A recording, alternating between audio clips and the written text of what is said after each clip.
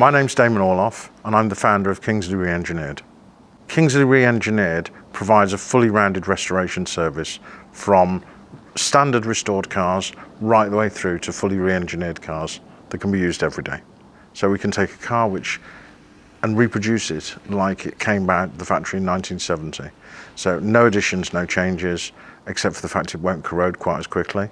If you look at the way the cars were constructed, they were screwed together, literally with Tex screws.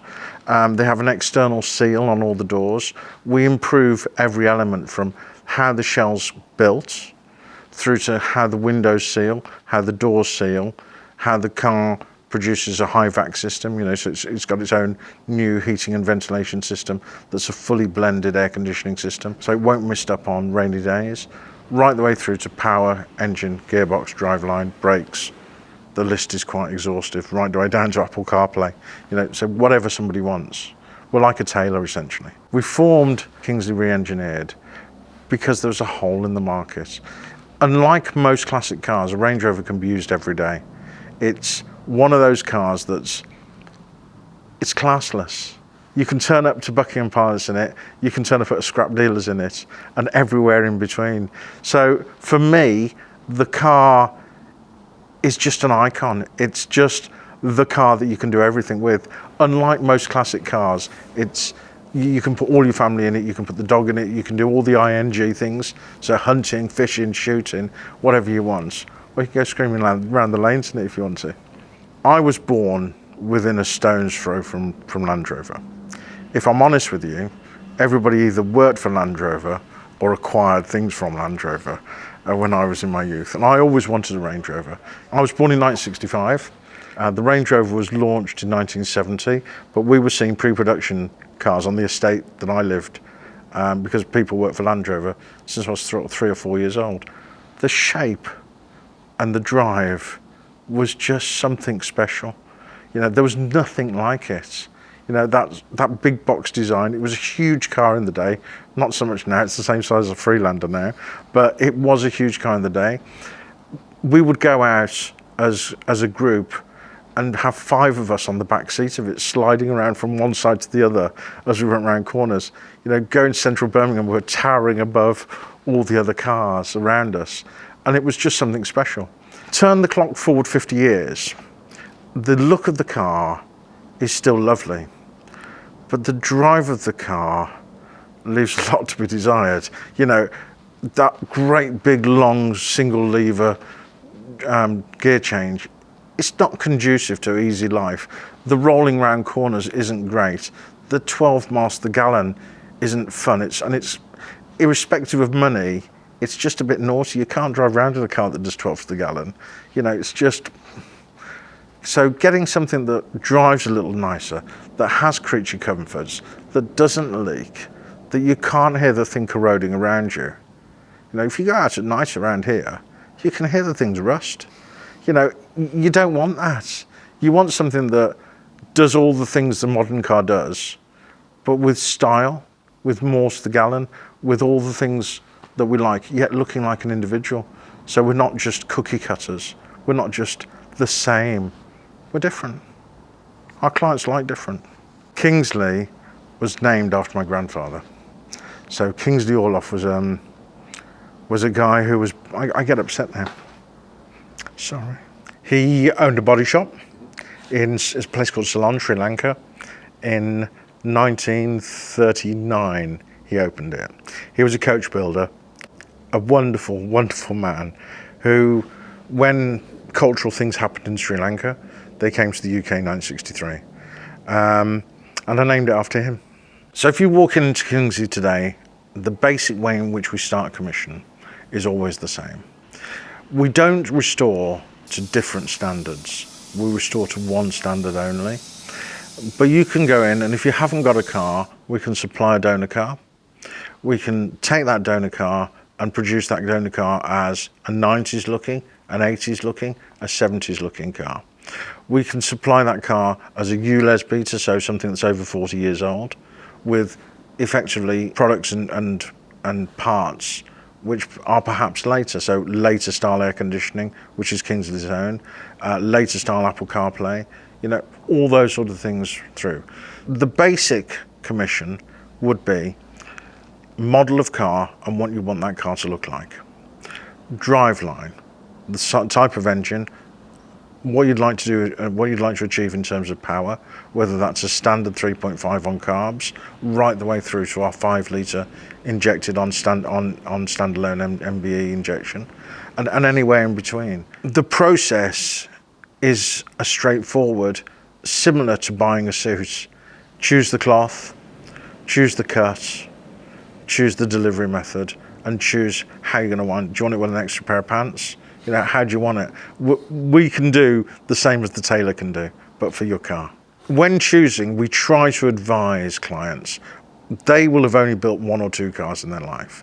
We've built nearly 500. So we've got a reasonable idea of what works and what doesn't. What's important to me is what they drive, what they want the car for, and how they're going to use it. How is it going to fit into their life? Because it needs to be tailored for the application. It's no good giving somebody something that's not going to work in life, because they won't have it long. And what we're trying to do is to give them something they're going to cherish for the rest of their life.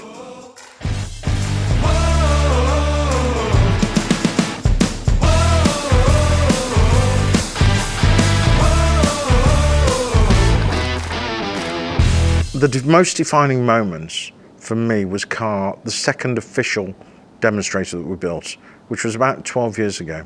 Unusually, the car's on site at the moment as we speak, strangely. It was the first time we went out on a test drive with somebody who was already a Range Rover owner.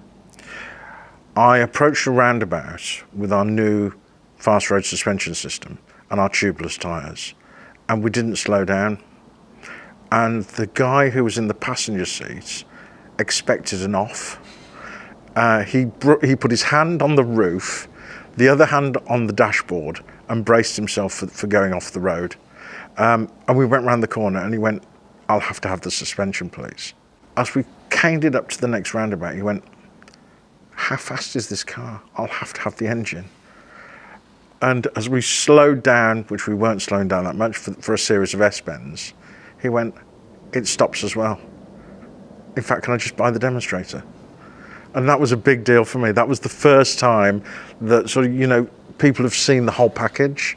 They'd seen pieces, but not everything put together. My favourite build thus far is for a chap called Mr. Kershaw. Mr. Kershaw came to me with a heck of a request. He decided he was going to do a historic rally car, and he wanted a reliable, which is kind of challenging, Range Rover. The two don't generally go together, that he could drive from point A to point B and not have it break down.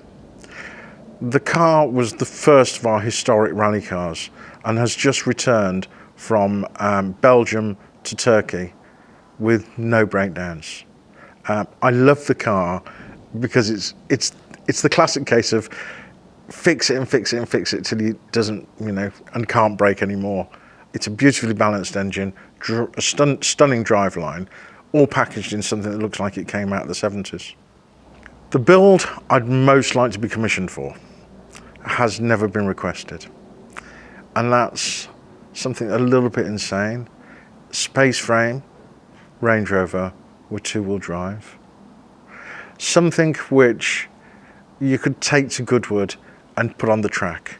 We've had our cars around the track on private track days at Goodwood. And the thought of something with a substantial amount of power running through a nice Tremex 6-speed through to the rear axle just makes me giggle, and it would just be fun. So if you're out there, commission me.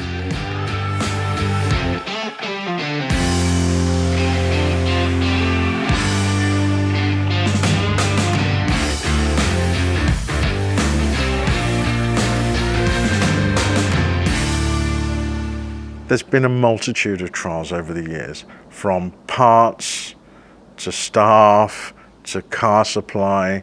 When we started Kingsley, there was nobody doing it.